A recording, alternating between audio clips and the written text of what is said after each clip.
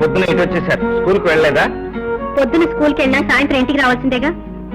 ఆ ఇల్లు ఏదో స్థిరం చేసుకున్నాను వచ్చాను. అదేంటి? మన పెళ్లి విషయంలో నాకు మా నాన్నగారు ఘర్షణ జరిగింది. ఇంకెంతో కాలం ఇంట్లో ఉండే అవకాశం లేదు. అయితే నీకు ఇప్పుడు అత్తవారిల్లు కావాలన్నమాట. ఏమయ్యా కృష్ణమూర్తి, సుధా, మగపెళ్లి వారింటికి వెళ్ళటానికి మీ నాన్నగారు ఎలాగూ రారు. ఆ బాధ్యత నేను తీసుకుంటాను. కృష్ణమూర్తి, మీ ఇంటికి వచ్చి మీ అమ్మగారితో మాట్లాడి ముహూర్తం నేను పెట్టిస్తానయ్యా. మీరు మా ఇంటికి రావటం అంత అదృష్టమా? మీరంటే మా అమ్మకు కూడా ఎంతో గౌరవం. నన్ను కన్నబిడ్డలా చూసుకుంటారని, మీరెంతో ధర్మాత్మురాలని ఎప్పుడూ అనుకుంటూ ఉంటుంది. మా ఇంటికి మీరు వస్తే అమ్మ ఎంత సంతోషిస్తుందో. అమ్మ రాజమ్మ, నీ సంగతి తెలుస్తాను. ఇదే మా ఇల్లు, రండి.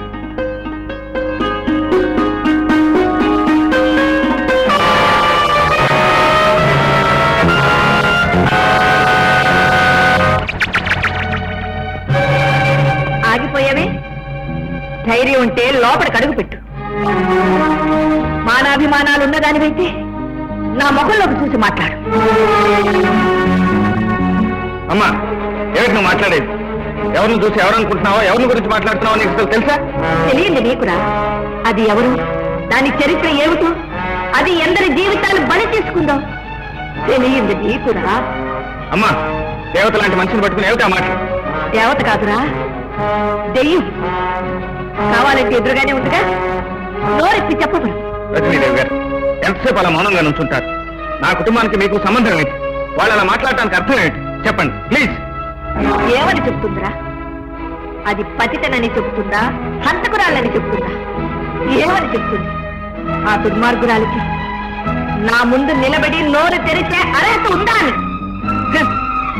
ఇంతసేపు నా ముందు నిలబడటమే అది చేసిన ధైర్యం. దగ్గరే రజనీదేవి గారు, మీలాంటి వాళ్ళ దగ్గర నాలాంటి వాడు పనిచేయటం మహాపాపం. అందుకే మీరు ఇచ్చిన ఉద్యోగానికి రాజీనామా ఇస్తున్నాను. అమ్మా, ఇంటికి వచ్చిన అతిథుల్ని నోటికి వచ్చినట్టు మాట్లాడటం సంస్కారం కాదు. అతిథి దాని చెప్పమంటా?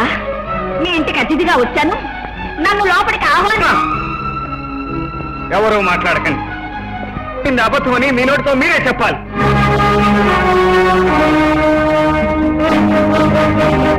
చెప్పండి ప్లీజ్. ప్లీజ్ మేడం, చెప్పండి.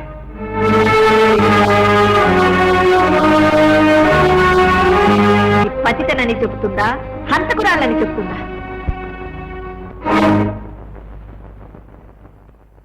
రజనీదేవి గారు, మౌనంగా ఉండడం మనిషికి చెల్లుబాటు కాదు. ఈ ఆవేదన వెనుకున్న ఆకారాన్ని గుర్తించేమని సంజాయిషి చెప్పుకోను. వాళ్ళ నిందల్ని నిజమని నమ్మే అంత మూర్ఖురాల్ని కాదు. కానీ పోయినా మిమ్మల్ని దేవతలా చూసుకునే ఆ కృష్ణమూర్తికైనా చెప్పి అతన్ని ఓదార్చాల్సిన బాధ్యత. ఈ రోజు మొదటిసారిగా మా వాళ్ళని చూశాను. వెనుకటి ద్వేషం వాళ్ళలో ఇంకా కనిపించింది. ఇన్నాళ్ళుగా నా దగ్గర పనిచేసినలేనని తెలిసి అతనికి ఏమని సమాధానం చెప్పాలని నా గుండె బరువెక్కింది. రజనీదేవి గారు, మీరు చెప్పే నిజాన్ని, కల్పించే అసత్యాన్ని దేన్నైనా సరే వినటానికి సిద్ధపడే వచ్చాను. ఏమండి, ఆవిడ మీ మేనత్త? కొత్తగా తెలిసిన బంధుత్వం కోసం అడగటానికి రాలేదు. పాత మమకారాన్ని తెంచుకోలేకొచ్చాను. రజనీదేవి గారు, మా అమ్మ ఆవేశానికి మీ మౌనానికి మధ్య ఉన్న సంబంధం ఏమిటి? తెలియాలా? అవును. తెలుసుకుని ఏం చేస్తావు? అపనిందైతే దాన్ని సృష్టించిన వాడిని తగలబెడతాను. నిజమని రుజువైతే నాకు నేనే ధరించుకుపోతాను. కొద్ది బాబు, అంత బాట అనుకు. నీకు చెప్తాను. ఒకనాడు అయిన వాళ్ళకి చెప్తే అపహాస్యం చేసిన కథను, న్యాయస్థానానికి చెబితే అబద్ధమని కొట్టివేసిన కథను నీకు మళ్ళీ చెప్తాను. నిజమని నమ్మగలిగితే విని తీర్పు చెప్పు. నీ నాన్న, నేను అన్నా చెల్లెళ్ళు. అన్నయ్యకు వదిలికి ఇష్టం లేకపోయినా నేను లాయర్ చంద్రశేఖరం గారిని కులాంతర వివాహం చేసుకున్నాను. మా వివాహాన్ని సమర్థించలేని అన్నయ్యతో తెగతింపులు చేసుకుని నేను ఇల్లు విడిచి వెళ్లిపోయాను. ఆ బాధ తట్టుకోలేక నీ నాన్న మంచం ఎక్కాడు. నీ మామయ్య అదే సమయంలో ఇంట్లో చేరి మీ నాన్న వ్యాపారంలో భాగస్థుడైన భూషయ్యతో చేయి గెలిపి ఆస్తి కాజేశాడు. కేసు కోర్టుకొచ్చింది. మిస్టర్ జస్టిస్, ఆ విధంగా రంగనాయకులు గారి ఆస్తిని ఆయన వ్యాపారంలో భాగస్థుడైన భూషయ్య గరుత్మంతరావుతో కలిసి దురాలోచన చేసి కాజేశాడని మనవి చేస్తున్నాం. అంతేకాకుండా గరుత్మంతరావు తను కలిసి కుట్ర పన్ని అనారోగ్యంతో మంచం పట్టిన రంగనాయకులు గారి దగ్గర దొంగ సంతకాలు సేకరించాలని కూడా మనవి చేస్తున్నాం. దానికి సంబంధించిన డాక్యుమెంట్స్ అన్ని సాక్ష్యాధారాలతో సహా త్వరలోనే కోర్టు వారికి సమర్పించుకుంటాను. కనుక నమ్మక ద్రోహం చేసిన గరుత్మంతరావుకి, ఆస్తి కాజేసిన భూషయ్యకి కఠిన శిక్ష విధించవలసిందిగా కోరుతున్నాను. ఎక్కడికి వెళ్ళావా? మీరు కేసులో గెలవాలని మొక్కుకుని వచ్చాను. అంటే రేపు నీ కేసు గెలిచిన తర్వాత నేను గెలిచినట్ట, నీ దేవుడు గెలిచినట్ట? నేను నమ్ముకున్న దేవి నా దేవుణ్ణి గెలిపించిన. మొత్తానికి లాయర్ భార్య అయినందుకు నువ్వు మెరికలు తిప్పి మాట్లాడడం నేర్చుకున్నావు. రామయ్య, అమ్మా, దేవుని గుళ్ళు అర్చన చేయించాను, వెళ్ళి తీసుకురా. తమరిద్దరికి భోజనం వడ్డించి పర్వాలేదులేరా, మీ అమ్మగారు 3 కన్నం వడ్డిస్తే ఏం కరిగిపోదు. వెళ్ళు. ఏమండి, మీరు ఈ కేసులో గెలిచి తీరాలండి. అన్నయ్యకి మన పెళ్లి ఇష్టం లేకపోయినా నా వాటా ఆస్తి అమ్మి ఫిక్స్డ్ డిపాజిట్ లో వేసి పంపాడు. అలాంటి వ్యక్తిని ఇలాంటి వాళ్ళు నాశనం చేస్తుంటే చూస్తే ఎలా ఊరుకోవడం చెప్పండి. అందుకే కదా టోయ్ నేను కావాలని నీ కేసు టేకప్ చేశాను. చూడు, నిన్ను నా ఇంటికి తీసుకొచ్చేటప్పుడు లక్ష్మీదేవిని పోగొట్టుకున్నట్టుగా మీ అన్నయ్య బాధపడ్డాడు. ఇప్పుడు ఈ కేసు గెలిచి ఆ లక్ష్మీదేవిని ఆ ఇంట్లో అప్పగించి మరీ వస్తాడు. లాయర్ గారు, ఏమిటో వర్మ, వెళ్ళేందుకు తీసుకొచ్చావు? మిమ్మల్ని కలిసి ఏదో లావాదేవీలు చేసుకుంటానంటే తీసుకొచ్చాను. ఇలా నిలబడి మాట్లాడుకుంటే ఏం బాగుంటుంది సార్? అలా పక్కకి వెళ్ళి కూర్చొని వివరంగా మాట్లాడుకుందాం రండి. అక్కర్లేదు, చెప్పండి. తామరు అలా కసుగుసమంటే మేమేం చెప్పగలం? నువ్వు ఆగురుడా, నేను మాట్లాడతాగా. లీడర్ గారు, తమరు ఈ కేసు వదులుకోవాలని చెప్పాలని వచ్చామండి. వదులుకోండి. నేను వదులుకుంటే మరొక న్యాయవాది వాదిస్తాడు. పొరపాటు లాయర్ గారు, ఈ దేశంలో చట్టం, న్యాయం, డిగ్రీలు, పెళ్లి కొడుకులు, ఆడవాళ్లు అంతా అమ్ముడు పడిపోయేసరికి కాకపోతే మిమ్మల్ని ఖరీదు చేయడానికి బావామరుదుల బంధుత్వం అడ్డొస్తుంది. అందుకే మిమ్మల్ని కొల్లాక ఈ రూట్లో వచ్చామండి. మీ పిచ్చి పిచ్చి ప్రయత్నాలు మానేసి తిరిగి వెళ్ళిపోండి. వెళ్ళిపోతాం లాయర్ గారు, కానీ ఒక్కటే షరతు. ఇన్నాళ్ల నుంచి మీరు సేకరించిన సాక్ష్యాధారాల తాలూకు ఫైలు మాకు ఇచ్చేయండి. పైగా ఈ కేసు మీరు విరమించుకున్నట్టు ఒక్క ముక్క రాసివ్వండి, వెళ్ళిపోతాం. లేకపోతే బ్రహ్మదేవుడు మీ నుదుటి మీద రాసిన నిండు 100 ఏళ్ల జీవితాన్ని మేము చేర్పేస్తాం. మా అన్నయ్యకి చేసిన అన్యాయం చాలక ఇక్కడ దౌర్జన్యం చేయడానికి వచ్చారా? మేము దౌర్జన్యం చేయడానికి రాలేదు రాజమ్మ, రాయబారం చేయడానికి వచ్చాం. మేం చెప్పినట్టు నీ మగుని ఒక్క ముక్క రాసిమ్మను, శాంతమూర్తుల్లా వెళ్ళిపోతాం. నా కంఠంలో ప్రాణం ఉండగా రాసివ్వను. అంతే కదా, దాన్ని తీసేస్తాం.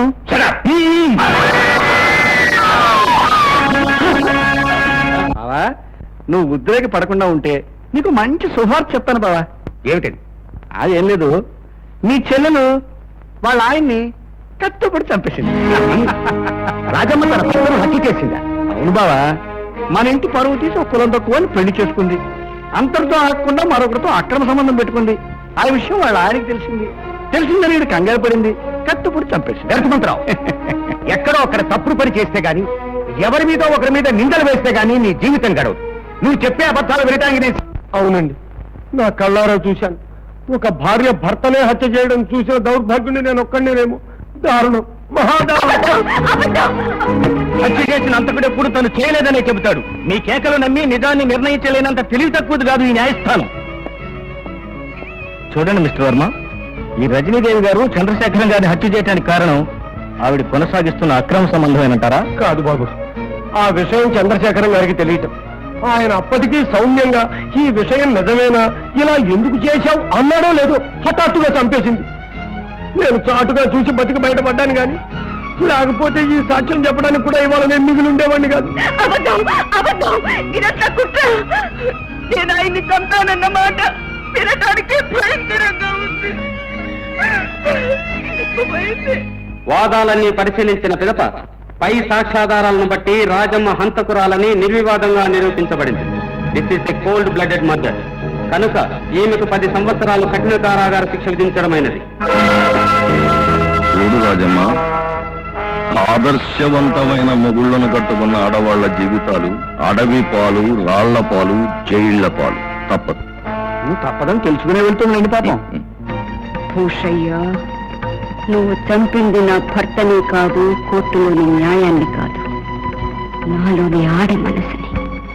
దెబ్బతిన్న పులిని చేసి పంపుతున్నావు, తిరిగొచ్చి నీ గుండెలు చీల్చి నీ రక్తాన్ని తాగుతాను. చూడు బావా, ఆ రోజు రాజమ్మ కొలటని చెప్తే నా మీద విరుచుకుపడ్డావు. నువ్వు నమ్మకపోయినా న్యాయస్థానం నీ చెల్లెలు మొగుడు చంపిందని నమ్మింది, శిక్ష వేసింది. ఎంతకన్నా ఏం కావాలి మన కుటుంబానికి పరువు తక్కువ. రాజమ్మ, బ్రతికుండగానే నాకు నరకం చూపిస్తావు అనుకోలేదు. నా వంశ గౌరవాన్ని మంట కలిపావు. నా పరువు ప్రతిష్టల్ని నాశనం చేశావు. నువ్వు నువ్వు అంతకిరి ఏమండి ఏమండి ఏమిటండి ఉద్రేకపడకండి. ఉద్రేకం కాదు రాజమ్మ. ఏమండి ఏమండి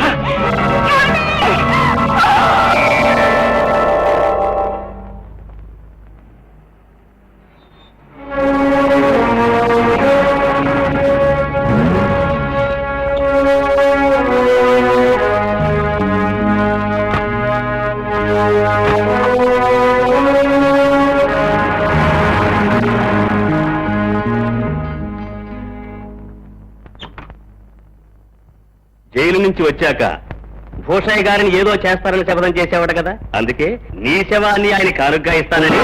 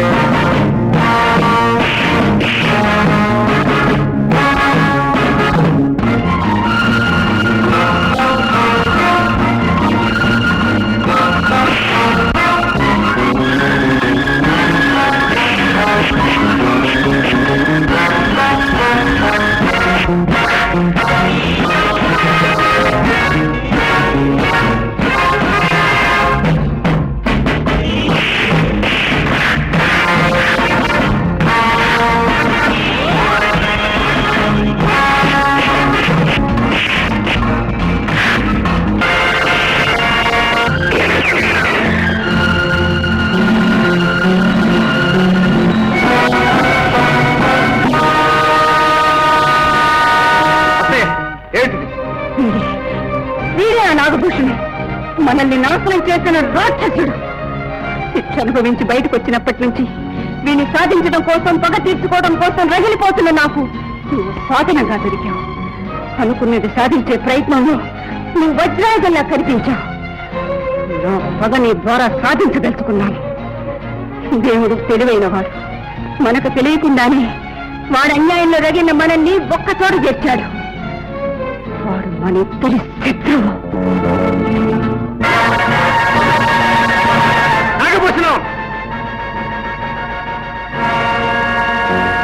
ఎందుకు వచ్చావు? 2 తరాలుగా నువ్వు అనుభవిస్తున్న నా ఆస్తిని తిరిగి స్వాధీనం చేసుకోవడానికి, నా మేనత్త రజనీదేవికి జరిగిన అన్యాయానికి ప్రతీకారం తీర్చుకోవడానికి. నువ్వు రంగనాయకులు కొడుకువా? పెద్ద కొడుకుని.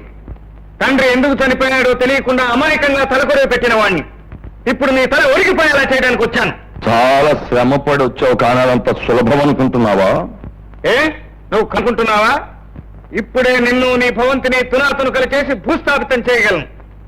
కానీ నీ శరీరంలో అన్ని పార్ట్లతోనూ నాకు పనింది గనక ఏ పార్ట్కి ఆ పార్ట్ మిగిల్చి వెళ్తాను. కానీ నేను తలుచుకుంటే నువ్వు ఇక్కడి నుంచి తిరిగి వెళ్ళలేవు అని తెలుసుకోలేకపోతున్నావు. అన్నీ తెలుసుకుని, నువ్వేమిటో తెలుసుకుని, నిన్నేం చేయాలో తెలుసుకునే వచ్చాను భూషణం. చాలా ఆలస్యంగా తెలుసుకున్నావు. నువ్వు తెలుసుకునేసరికి నేను చాలా ఎత్తుకెదిగిపోయాను. ఎత్తునున్న వాడేరా నేల కూలిపోయేది. మొరిగే కుక్క కరవదు. నీ కాళ్ళు తీసేయాలనే ఉంది, రావాలి. నీ చేతులు నరికేయాలని ఉంది. కానీ అవి నా తల్లికి చేసిన ద్రోహానికి ఆమె కాళ్ళు పట్టి క్షమాపణ చెప్పాలి. నీ నాలుక ముక్కలు ముక్కలుగా కోసేయాలనుంది. కానీ అది నా కుటుంబానికి జరిగిన అన్యాయాన్ని కోర్టులో ఒప్పుకోవాలి. అందుకే తాత్కాలికంగా వీటన్నిటినీ వదిలేసి పెడుతున్నాను. నా మాట విని కాళ్ళ మీద నిలబడతావో, నెత్తి మీద తెచ్చుకుంటావో నీ ఇష్టం. బాబు ఆయన చివరిలో ఏం చెప్పిందంటే, నాకు అర్థమైంది వాడు ఏం చెప్పాడో. నువ్వు నోరెత్తుకు వెళ్ళు. అమ్మా, ఏ చేసిన తప్పు ఒప్పుకోవటానికి వచ్చావా? లేదురా, తప్పు మీదే నేను చెప్పడానికి వచ్చాను. అత్తయ్యని అనవసరంగా నట్టింట్లో నిలబెట్టి నింద వేశారు. నీకేం తెలుసని నింద మోపారు. ఏ సాక్ష్యాధారాలు చూశామని దోషిగా నిలబెట్టారు. మీరున్నదే న్యాయం అయితే, ప్రతివాడు చెప్పింది నిజమైతే, రామాయణంలో సీత కూడా పద్ధతిగా నిలబడి ఉండేది. నువ్వు దాని విషపు కూడు తింటున్నావని దాన్ని సమర్థిస్తున్నావా? ఇంటా వంట దాన్ని కృంగదీసింది. అది చేసిన ఘాతకం నా సౌభాగ్యాన్ని నాశనం చేసింది. నా బిడ్డల బ్రతుకు వీధుల పాలు చేసింది.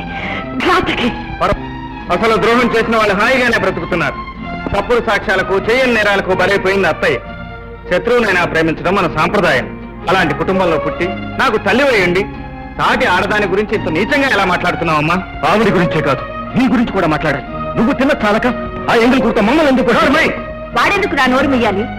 ఆ నీచురాలి అండ చేరి దానితో చేతులు కలిపిన నేరానికి సిగ్గుతో నువ్వు నా నోరు మియ్యాలి. లేదమ్మా, మీరు ఊహించిందంతా నిజం కాదు. అత్తయ్య జరిగిందంతా చెప్పింది. అదేం చెప్పిందో నువ్వే విన్నావు. అదంతా నాకు అనవసరం.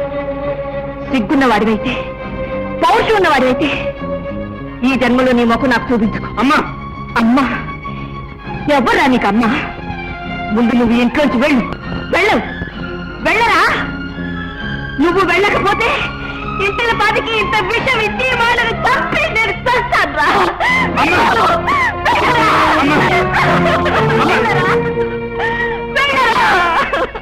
వెళ్తానమ్మా, వెళ్తాను.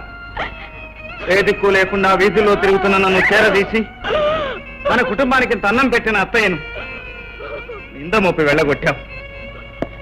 ఇంతకాలం ఈ కుటుంబాన్ని మోసిన భుజం మీదే మీరు వేసిన ఆ నింద కూడా వేసుకుని వెళ్ళిపోతాను. నన్ను ఇంట్లోంచి వెళ్ళిపోమని నువ్వు ఆలోచన లేకుండా ఆవేశంతో ఇచ్చిన తీర్పే అయినా కన్న తల్లి మాట మీద ఉన్న గౌరవంతో వెళ్ళిపోతున్నాను.